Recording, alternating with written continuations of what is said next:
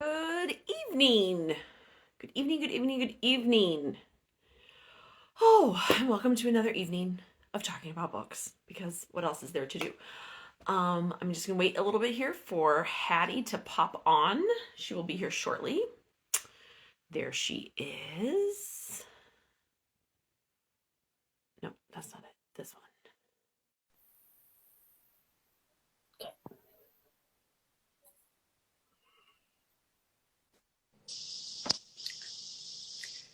I think it worked. It works, sis. Like Yay! first time. Oh my goodness. First time for everything though. It actually works for us, I know, right? right? I even remember to get on the right network and like I'm there tonight. Yeah. I feel Golf like it's a claps, small miracle. It's a small miracle. like small golf claps for Yeah. for. I'm just gonna tell you, I am kind of tired. Okay. That's legit. So I've been like trying to find my energy and I'm like, yep, nope, I don't think I have it. Don't have So if we're going to be energetic, you might have to bring it tonight. it. Well, I will tell you, I'm legit. You can't see this, but I'm in my pajama pants. I'm not joking right now. I'm so proud of you. I'm still wearing my dress from this morning. I know. Well, like I had pajama day all day because we Oh, had that's the big right. Friendsgiving last night until like Mhm. 10 o'clock and like we could not face cleaning up last night. So we got up this morning and like did the cleaning up a couple hours this morning. It was fine. Like it was totally fine. But I'm just Right. like, I'm having a pajama day. So I literally just threw on a scarf and a little lip gloss. I love it. That's I that's love it. that's I love that's it. all I have tonight. So yeah. Yeah. Well, and I just like the idea of changing my clothes seemed like too much work. So until I need my pajamas. Yeah. So You're like, I can't put on anything other than pajamas. So yeah. yeah.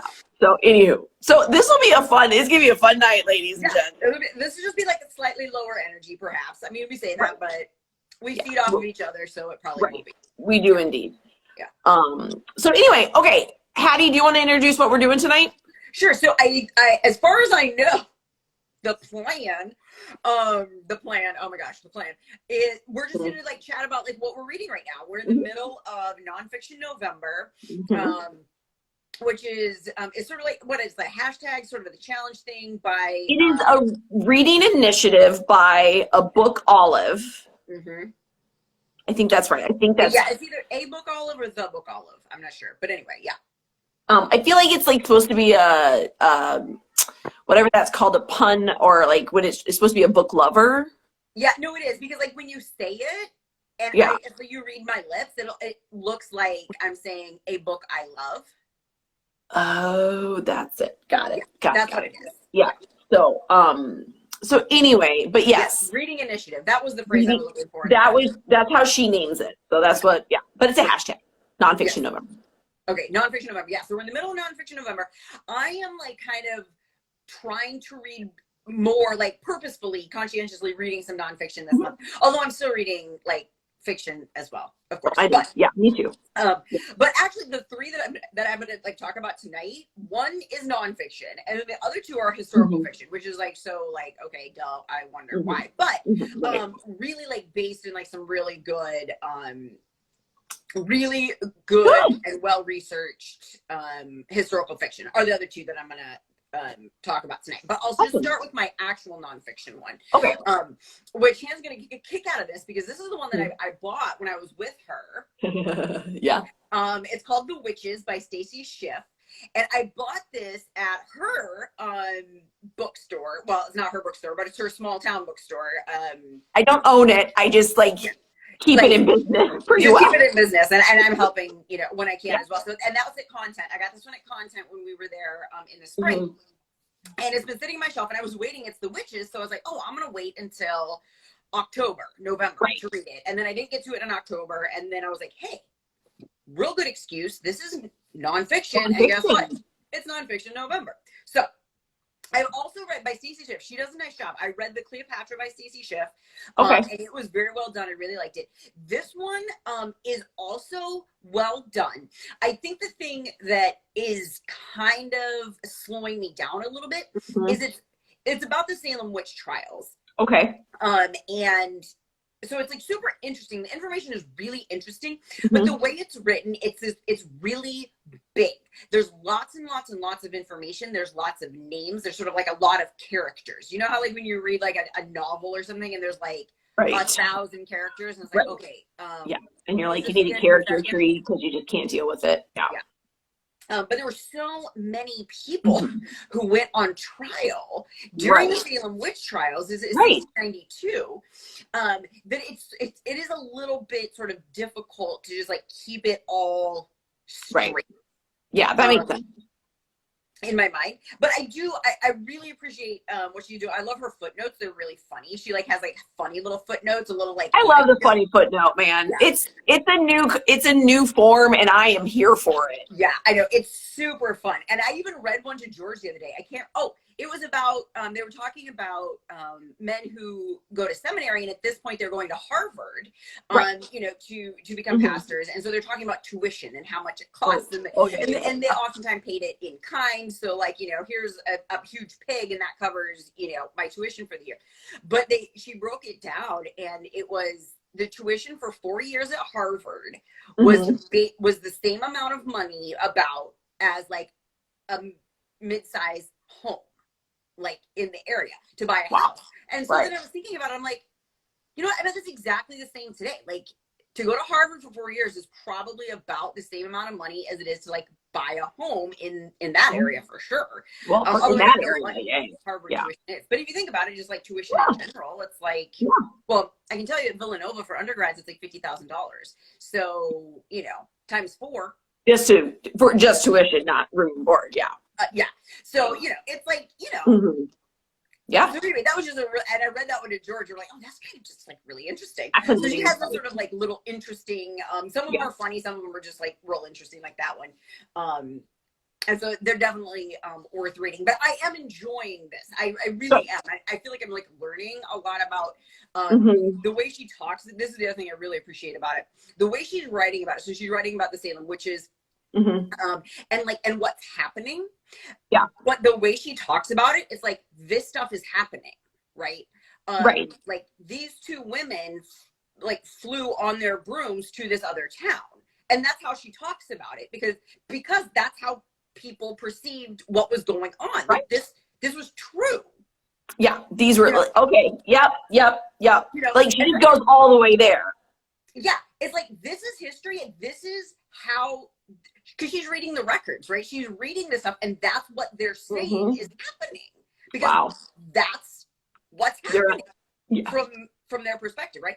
So it's fun to read, because like to us, it's like, well, that's not really. You're always sort of like waiting for that, like the rational explanation. But there isn't any, because this is what was happening to these people from their historical moment in time and from their own perspective, right? And that's obviously what she's using for her research, is the journals and the diaries and even the court records. I mean, the court records, like this is what they say, like this, you know, this person rode on a broom from here to here and, you know, crashed because the devil, you know, was mad at her or whatever, you know, and like this is what happened. And I kind of love that about it. It's very, it has a really cool feel to it, because like reading it as like a modern person who doesn't necessarily believe in like witchcraft in this sense, right? In that understanding of it, yeah.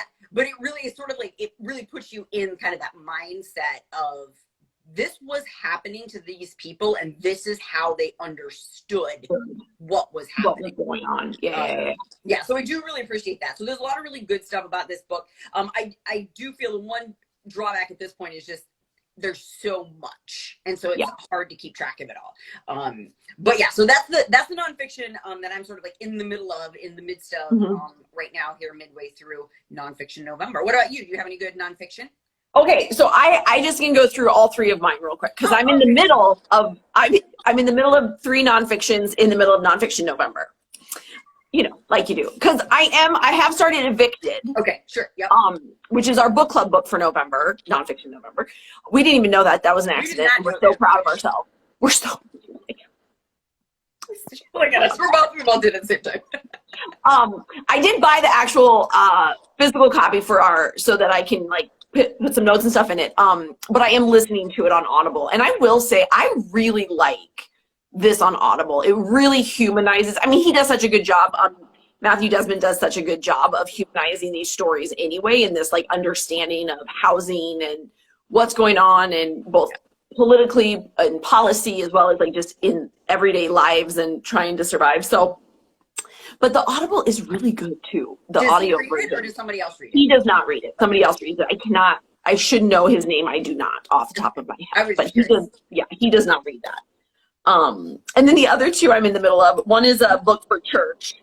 I had at the beginning of the month, which is why we missed our other thing, was at the beginning of the month I had a required conference that I had to go to. And this was the book that was for it, Journeying in the Wilderness, Forming Faith in the 21st Century, by Terry Martinson Elton. And it's fine. Well, it's, I'm enjoying her metaphor to talk about faith formation through wilderness language, both very biblically, as well as she's really using her experience and the things that her and her family have done in terms of canoeing in the boundary waters and that sort of like metaphor. And I'm really enjoying that language. I tend to, when I read stuff for work, I tend to read theology, and this is theological, but I just tend to read a little bit heavier. This would be a great book for a council to read, or a group of folks, leaders, or even just any church group who's like wanting to think about what this looks like and asking some different questions in terms of church in the 21st century, particularly post-COVID. Yeah. We're not really post. We all know that, we say that, but we don't really mean it. Post-pandemic, maybe the pandemic part's done. Is it still a pandemic? Yeah, I don't know. Okay, anyway. But so it, if it sounds interesting, it's definitely worth your read. For those of us who, I think for a lot of us who've been in ministry right now, who are doing it like this, there's nothing new here, but there's great language and articulation. And in doing that with colleagues or leaders, you would be able to share that, which can be really helpful in shared language can be really helpful in these kinds of situations, for sure. And then my third one. Okay, what is it? Is my 5 love languages of children. So I do not read very many parenting books. As much as I read, I think I have read, this will be my second full on-purpose parenting book. The first one is such a good mom. The first one was Mindful Child. I can't remember, something like that. It's about brain things. It was really interesting. It was like free. It was like a free one on Audible at the time, and I liked it. And I actually did buy the book. But I am reading this one because my husband and I have used love languages for us throughout the years. And so we were talking about our boys a little bit, and he's like, well, what do you think in terms of, because one of our boys is really affectionate and the other one's like a little less, he just like doesn't ask or seem to care as much. And so we were talking about that difference. And so then we were kind of talking about like touch as their love language. Physical touch is one of the love languages. So yeah, and again, I've read the original one that Gary Chapman did. So it's not anything, mind blowing or earth shattering. But again, reminder of language, helpful language, a prism through which you can kind of look at your children and your own parenting as well, in the way in which you are expressing love to them. So yeah, those are my 3. I'm in the middle of all 3 of them. I'm like right in the middle of like all 3 of them right now. But my fiction has been fantastic this month. So when we get to that. Yeah. Okay. Very good. Fiction has been so good. All right. Well, my other 2 are both historical fiction. Oh, okay. So you go with those. Yeah. This one I think you're going to be super interested in here. This one is called The Shadow King by Maza Mengistu. That looks so interesting. I just love the cover. Yes, it's gorgeous. I actually, I bought this one with your birthday present to me. So this one came from our local bookshop. Awesome. So this one is about, I want to get it right. So I'm not going to read the back, but I'm just like notes on it so that I don't screw up like exactly what it is. Cause it's actually pretty amazing. So this is like right before the start of the Western perception of the start of World War II. Okay. So this is actually Mussolini's invasion in 1935 of Ethiopia. Oh, really? Yep. But this story is about the women warriors, the women who fought and who were part of the Ethiopian army. You're bringing that at Christmas, right? I know. I'm like, this is totally up your alley. I absolutely will bring it. This is like my morning book. So I'm kind of slow going because I just read like, 10 pages, 15 pages at a time.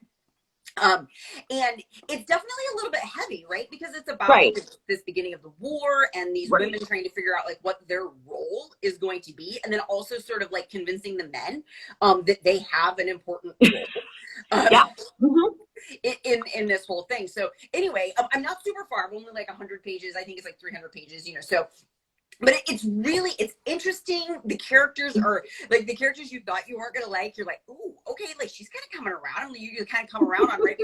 Because the characters are really changing. The women are really changing from interesting before this invasion of Ethiopia. Right. And then like, we're now like at the time where they have Italy's invaded Ethiopia and they're forming armies and trying to figure out weapons and and what the women are going to do and all this stuff. So anyway, that one's super interesting, and yes, I absolutely will bring that home. Right, and that's fiction though, right? That's historical fiction. Yeah, it is historical. I mean, it's based in like it's historical. Okay, but I just wanted to double check I wasn't wrong. Yep. Okay. Yep, that one's historical fiction. So it's sort of just like a good story that tells this part of history that like as Western people, did we even know that Mussolini invaded Ethiopia in 1935? Did we? No. Let's just say. Well, let's just be honest. I don't know a lot of history. I may have talked about the Roman Empire this morning in my sermon, and I said I really should have talked to my sister about this before. Yeah, before you brought that up. Because I don't know. Because like the Roman Empire was kind of a big deal during the New Testament time, but. No, I know. I was like, it was around for a long time. I just don't know how long. So oh my God. Don't worry. I said, this is like my sister's job, and I'm realizing I may have like really botched that. Please do not quote me on any of the historical information that I've given you. Yeah. I think my people know me well enough to know, like we got to fact check her, like we may need some like references or as well as geography. Always fact check my geography. Exactly. Okay, and then just the other one that I'm listening to on Audible. Oh, okay. It's actually the second in the series. I read the first one. It's called Accidental Empress, and it's a series about Empress Elizabeth, who was actually the Austria-Hungary Habsburg princess in like the late 1800s. Okay. So anyway, she was this really beloved empress, but she had she had a very rocky sort of private life with her husband and like with her mother-in-law, and how they wanted to deal with the children, and as part of this gigantic empire, all the rules and regulations that go with being this empress and all this sort of stuff at this time. And anyway, so the first one was really quite good. It was called Accidental Empress. And I was looking at the author. Author is Alison Pataki, Pataki. I just wanted to say that because I don't have the book because I'm listening to it. But this one that I'm reading right now, this is the next one in the series. Is called Cece. That's what she was known by, Cece. She went by, like with her friends and her family and stuff. And so this is sort of this continuation. So now we find her like maybe 15 years into her marriage or so. 15 to 20 years in. And things are getting kind of rough. We're at that point, and she's got some older children, and then she has a brand new little bitty baby. She's got a couple teenagers, and then she's got this new little baby, and so like trying to just navigate all of this stuff, and the mother-in-law, and then of course the politics, right? Because she was assassinated at the end of the 19th century. Spoiler. Oh, sorry. Okay, it's history. It's not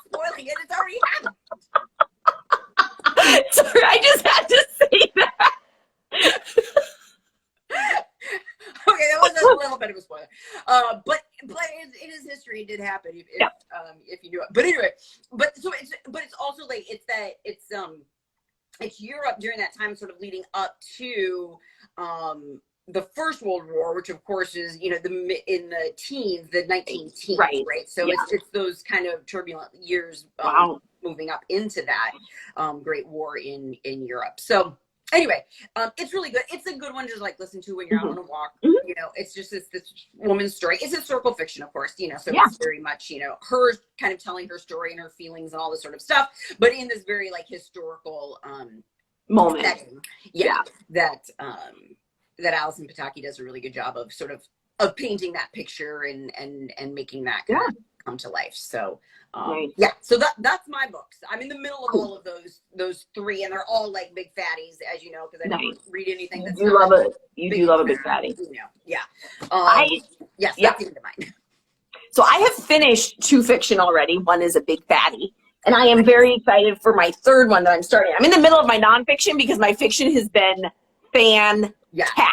Love it. So I just want to talk about this. I finished this a little while ago, but I just wanted to talk about Babel and Arcane History by Ara Kwan. I think I didn't look up how to say her name.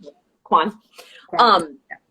It is fantastic. So this is what she calls it. This as well as a speculative fiction, which is a subgenre kind of sci-fi fantasy. Yeah.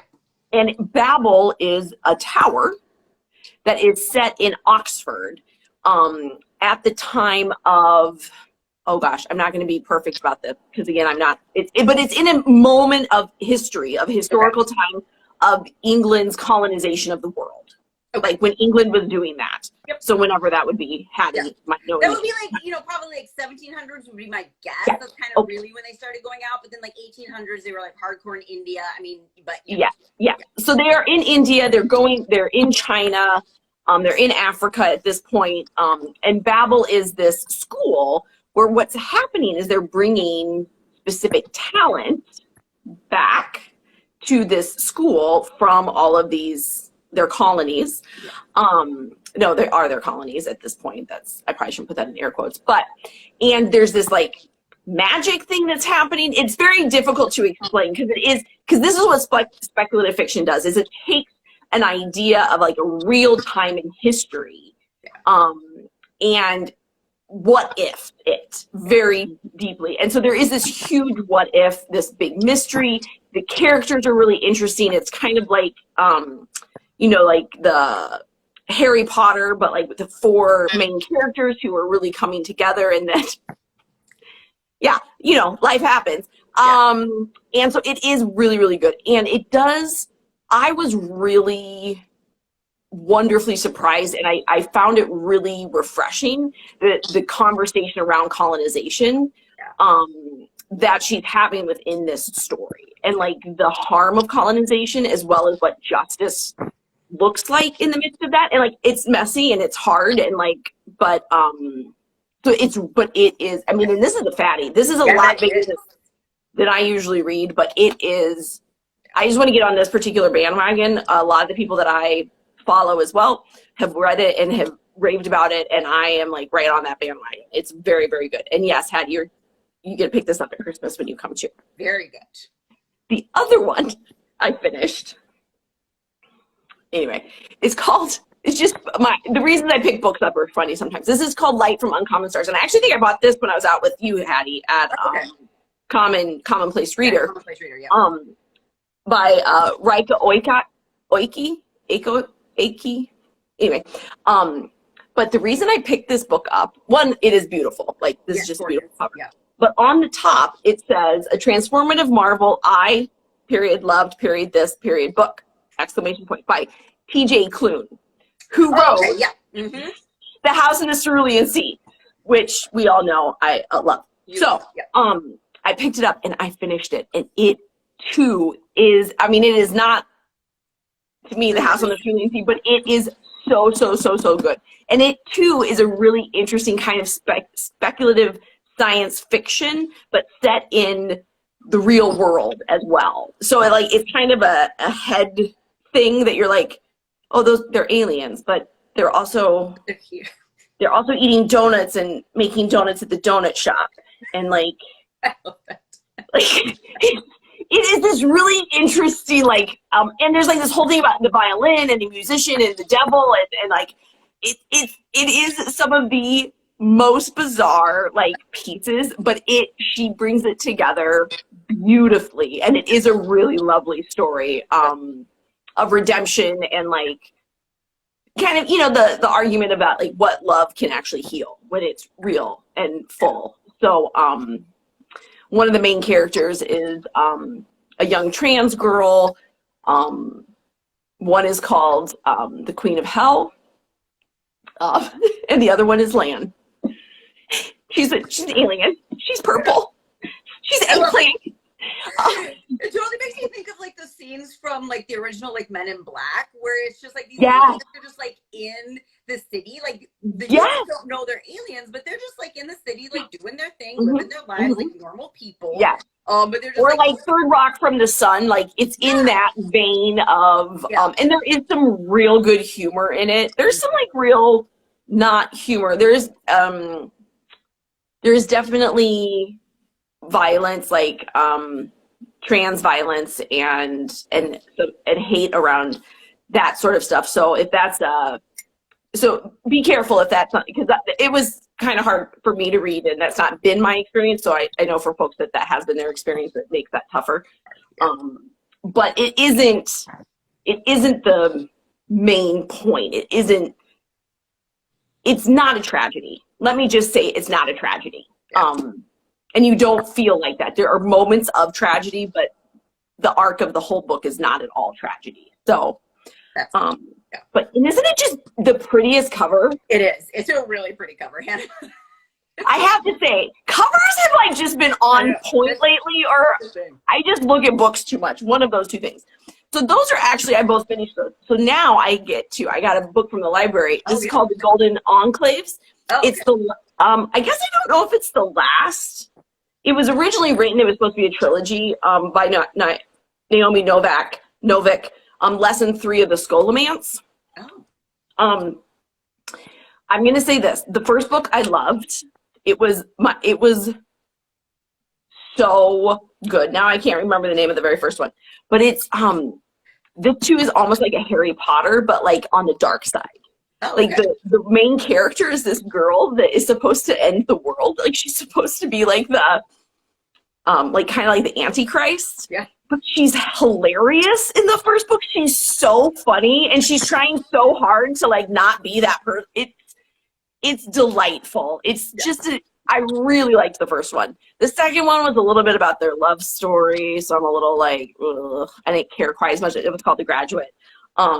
So this is the third one. So Deadly Education. That's the first one. A Deadly Education. A Deadly Education. Okay.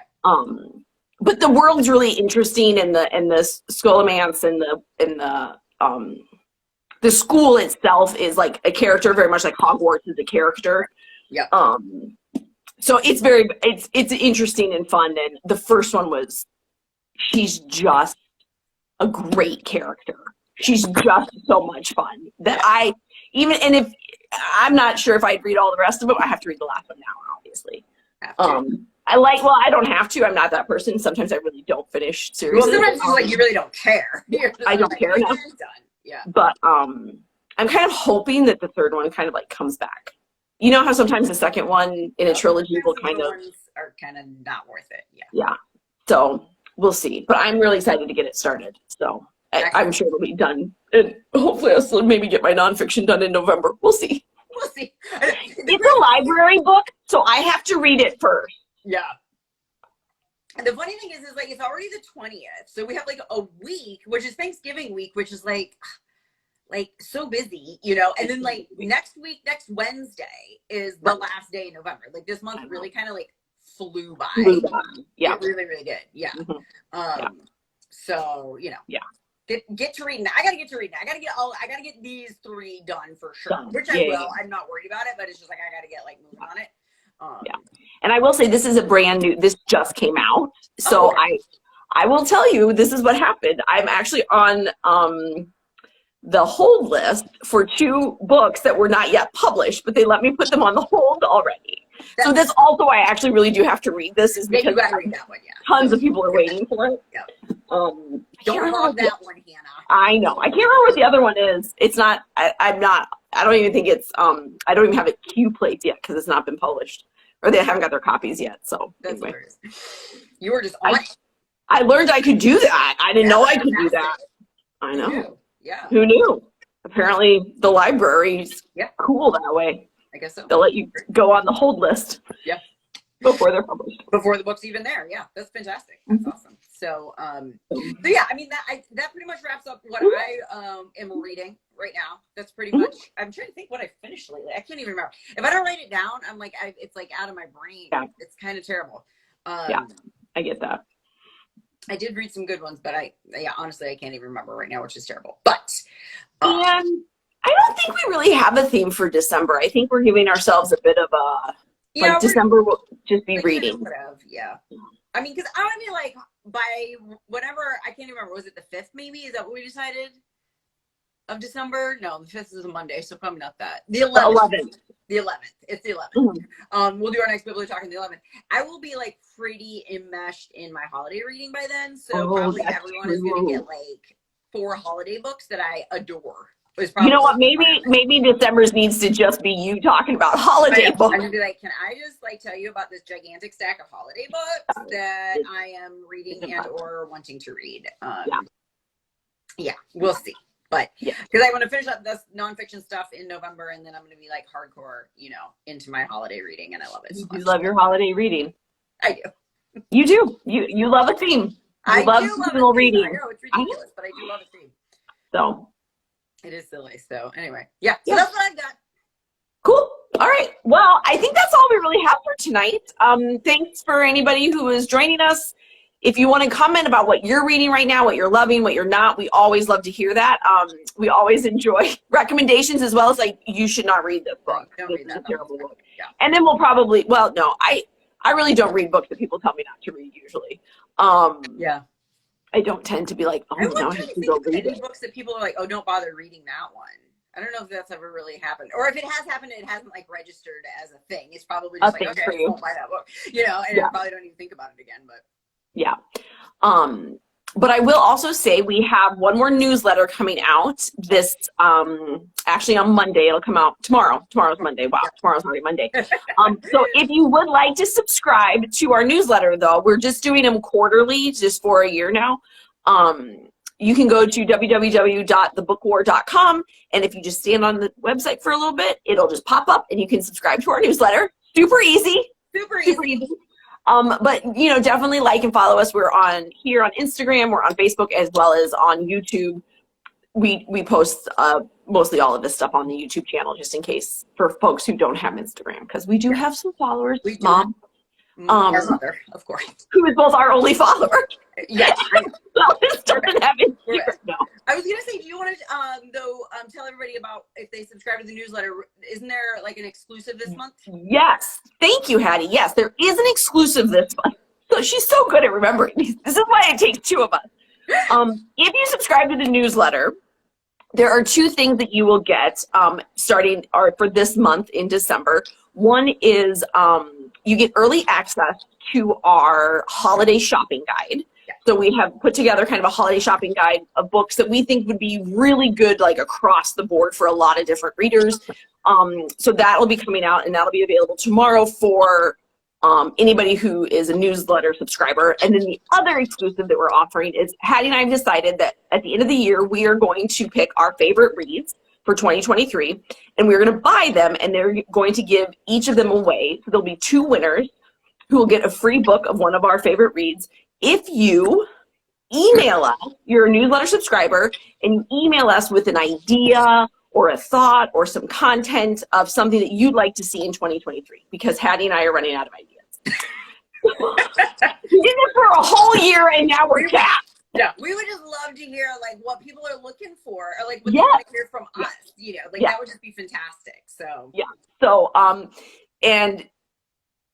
and if you subscribe, all of that is in this this month's or this quarter's newsletter, the winter newsletter. So it will come out and it will explain all that to you again and give you the details and the links to do all the things. So Good job, Hattie. I'm so proud of you right now. I couldn't remember what the exclusives were, so I was just really hoping that you did. Since you actually put the letter together, I'm like, okay, I know she's going to be mad if she forgets to talk about that. So I can remind you about it. I just couldn't actually tell everybody what they were. Again, this is why it takes teamwork. It's teamwork. Teamwork. Yeah. One mind right here. Oh my goodness. Hilarious. They put us together, we finally make a full human. I know, right? So anywho, okay, I think is that it then, sis? I think that was a good one though. Okay. Thank you everyone for joining us tonight. Have a wonderful evening. Read some good books and let us know what you're reading. All right. Happy Thanksgiving. And a happy Thanksgiving. Bye. Bye, everybody.